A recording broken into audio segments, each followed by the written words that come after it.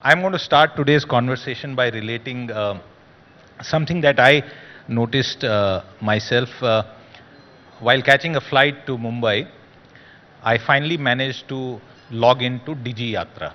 Now, this is not a comment about the difficulties that people have faced in Digi Yatra, but what struck me was that the entire process pivoted on and fundamental to that was Aadhar authentication.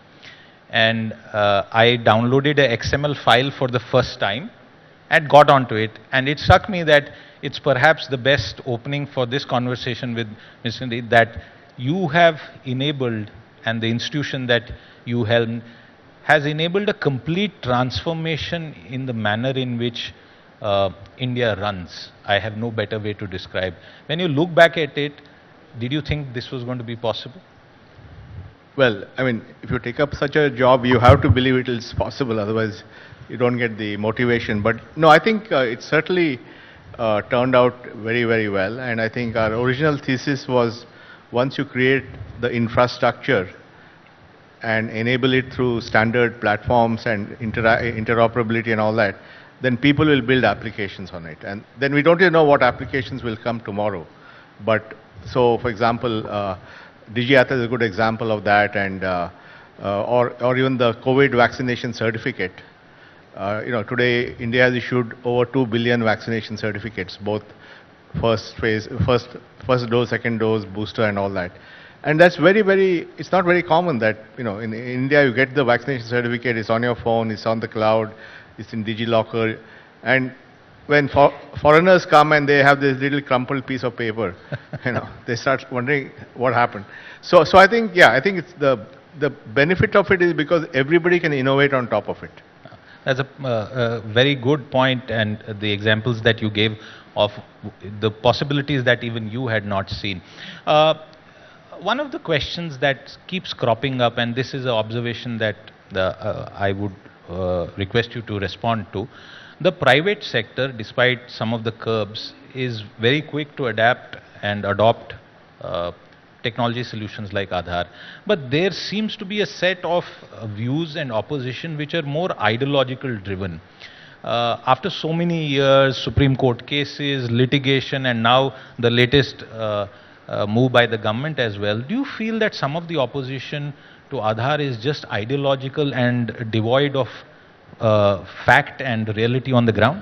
Well, I think the opposition has been there right from the day we started, and as you know, the Aadhar case was the second longest case in the history of the Indian Supreme Court. And at one point, the fundamental question is whether they even have a fundamental right to privacy, and then the Supreme Court set up a 9-judge bench. So it was really very seminal in the creation of privacy frameworks in India. So I think one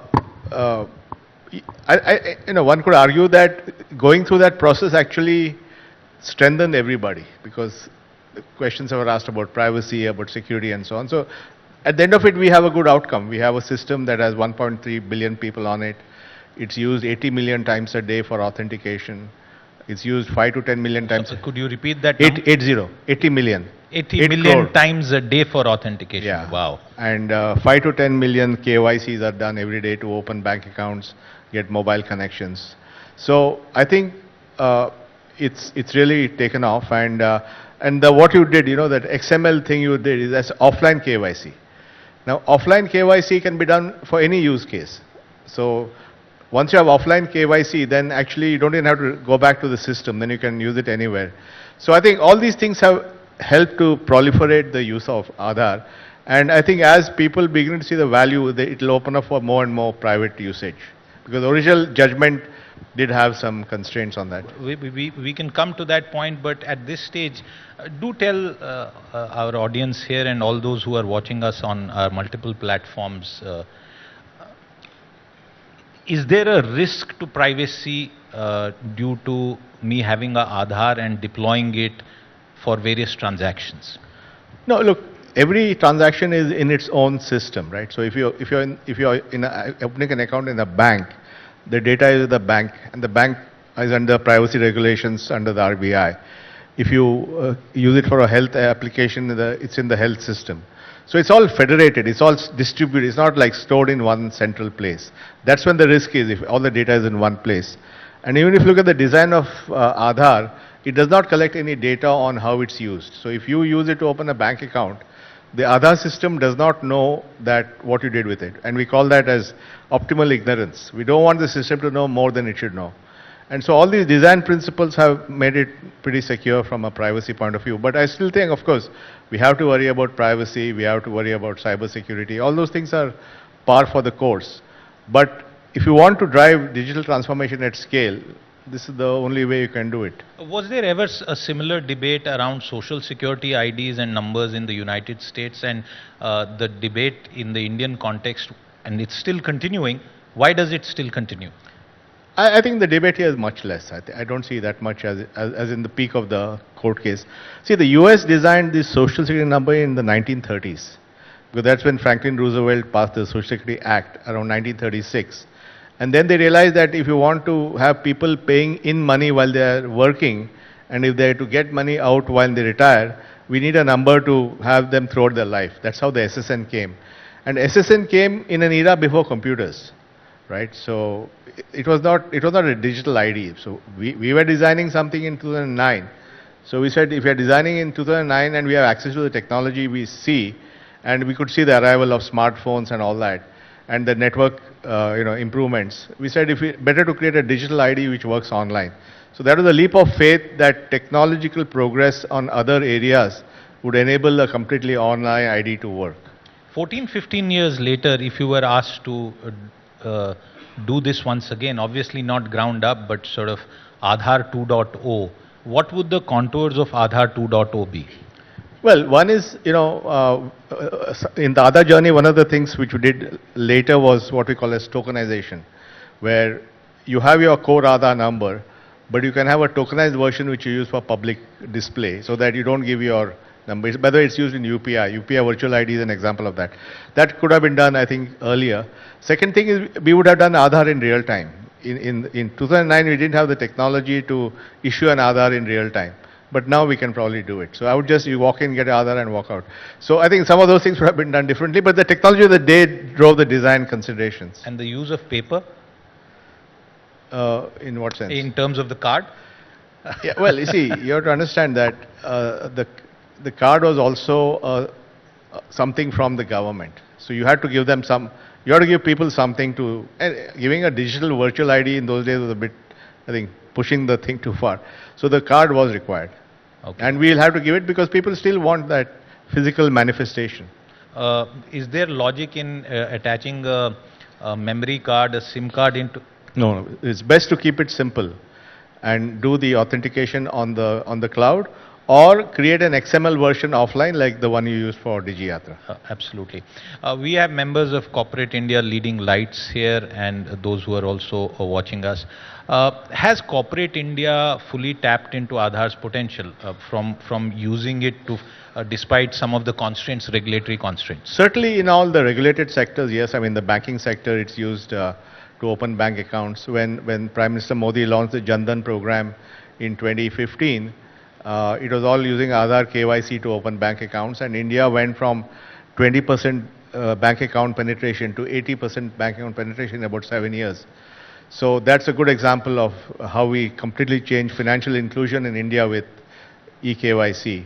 Then we saw when Reliance Jio launched Jio, they used Aadhar eKYC at the rate of 1 million KYCs a day to get 100 million customers in 6 months. So that is a key element of the strategy. So I think all these things are just so all private sector, public sector banks, everybody is using that. So it works well in regulated sectors. So banking, RBI decides, all the banks use it. In telecom, the TRAI decides. So I think it's worked well in the regulated sectors. Free usage for any sector is not that common, partly because of the overhang of the legal issues. But now with offline KYC, that will also take off. Offline KYC will take off, and DigiYatra is just one example. Yeah, example of that. The proposed amendment to the Aadhar authentication for good governance rules that is proposed, and it's in fact being challenged also that it is violative of the Supreme Court I'm not challenging, people are just talking that. Yeah. You think that's a valid challenge? Would you like to sort of disabuse people of No, some no, I think when the Supreme Court laid down the principles of privacy, they said you can do things like for improving governance or for improving tax collection or for national security.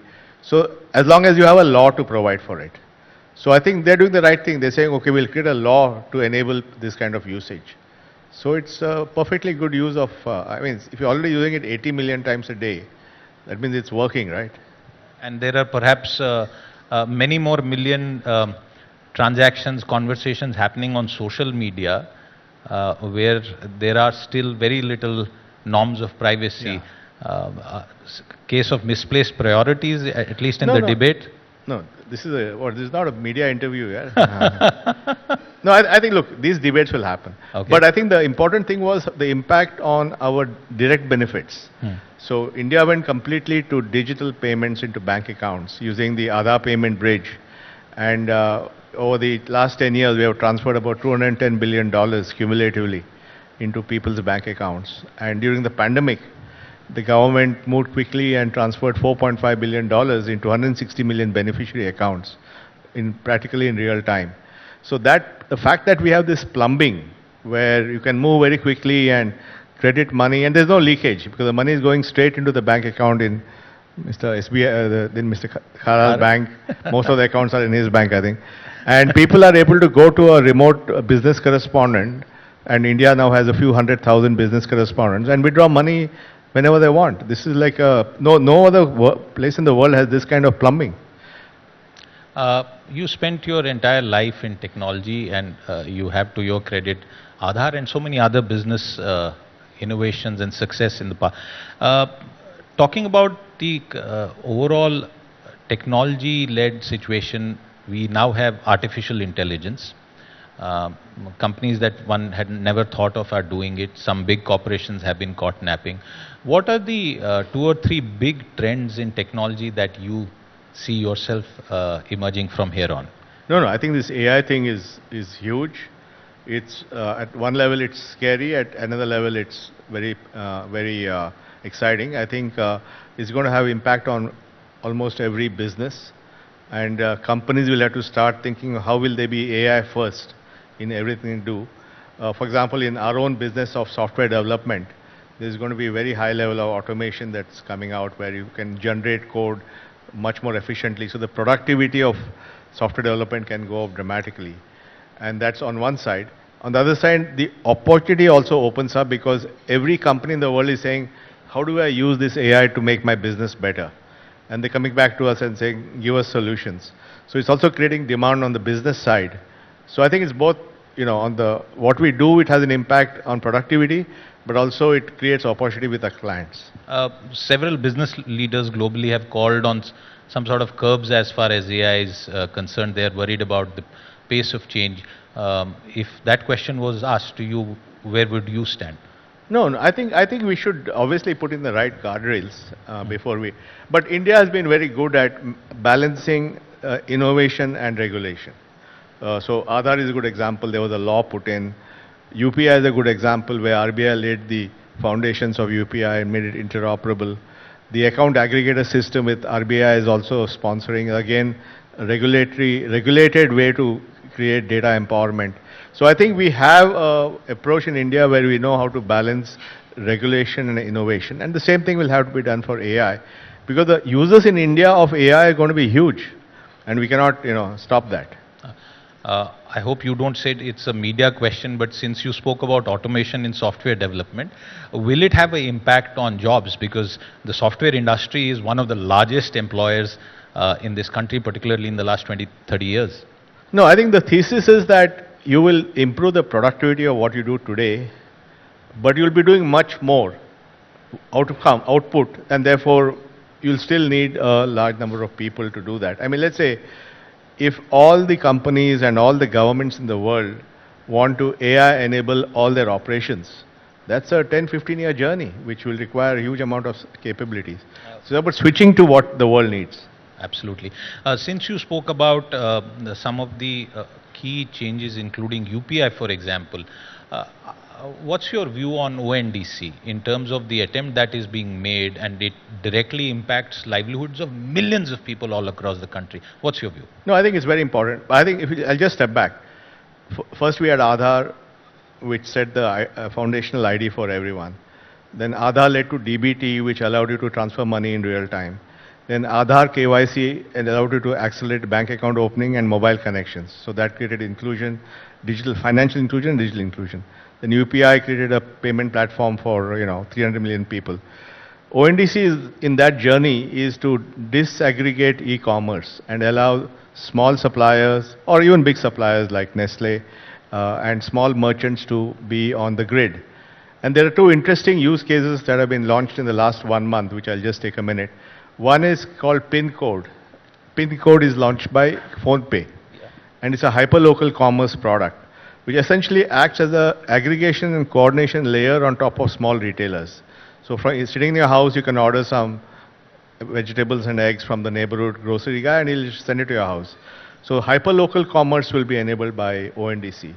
Another is something called Namma Yatri, which is changing mobility, where you can order an auto rickshaw and then you pay directly to the auto guy without paying any platform in between.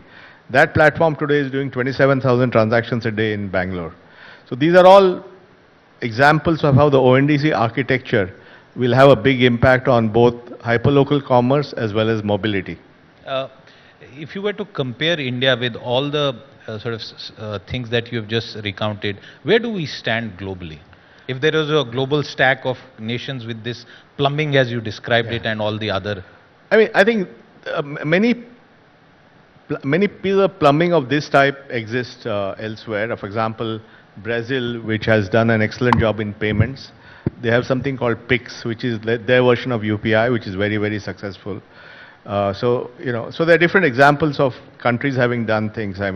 Indonesia has done a very good eKYC.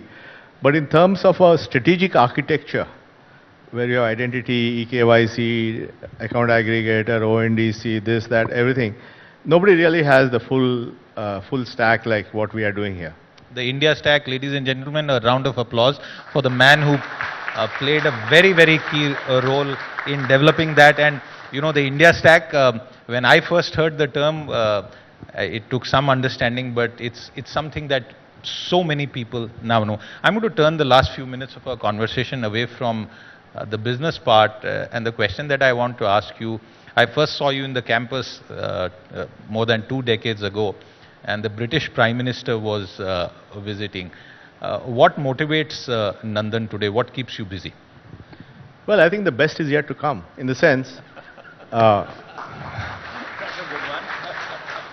both on the on the business side, I think this AI transformation is going to make a dramatic impact, and it's exciting to see that. And on the India's digital journey, I think we're only halfway on the journey. And I think if we get to everything, get the ONDC going, get multilingual AI going, use AI for changing learning outcomes, it'll be the first country in the world that uses digital transformation for growth and society. So that's worth looking at. Absolutely, I would agree with that. The debate about manufacturing, and again, this is in the context of the role the software industry has played in transforming India, and the focus now on manufacturing. You think both will coexist and manufacturing will also grow to a reasonable size? Absolutely. You look at the science. Apple, and it's all public information, Apple was not making even a single phone in India 6 years back. Today, 4.5% of mobile phones are made in India. Or what's happening with EVs.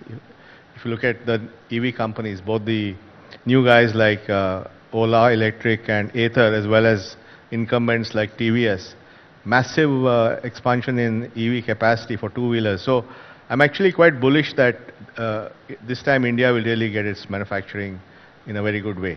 That's a good point to hear from you. Indian software has passed through various phases. Pre-Y2K, then other phases. What is the future of Indian software in the broader scheme of things? I think, going back to my point, if Indian companies can AI enable the world, that's the future. AI enable the world, that's the future. One final comment from you, and I come back to what is motivating you. If offered a chance again to serve the nation in some capacity, what would you want to do? No, actually, I like the way I do it today. You know, Tell us a bit more. The I audience. mean, I'm involved. I contribute in thinking things through, and then I go back home. So it's a good model. And you sleep well. Yeah, I sleep very well. All right. A man who sleeps well and has made life easier for millions and millions and millions of Indians. Nandan Nilekani, always a pleasure talking to you. Thank you very Thank much you, for your Siddharth. time. Thank you very much. Thank you.